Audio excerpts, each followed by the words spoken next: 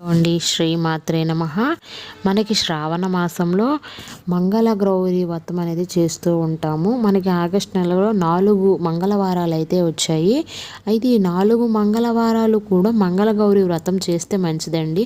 అంటే ఒక మంగళవారమే కాకుండా 4 మంగళవారాలు చేస్తే మంచిదండి. అయితే ఇంతకీ మంగళ గౌరి వ్రతం చేస్తే ఎలాంటి ఫలితం ఉంటుందో తెలుసుకుందామండి. మంగళ గౌరి వ్రతం అనేది పార్వతీదేవిని ఆరాధన అయితే చేస్తారండి.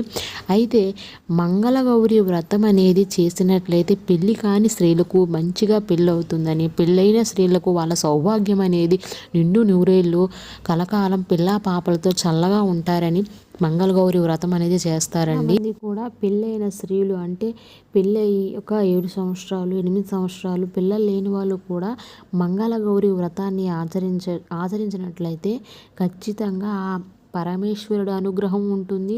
ఆ పార్వతీదేవి అనుగ్రహం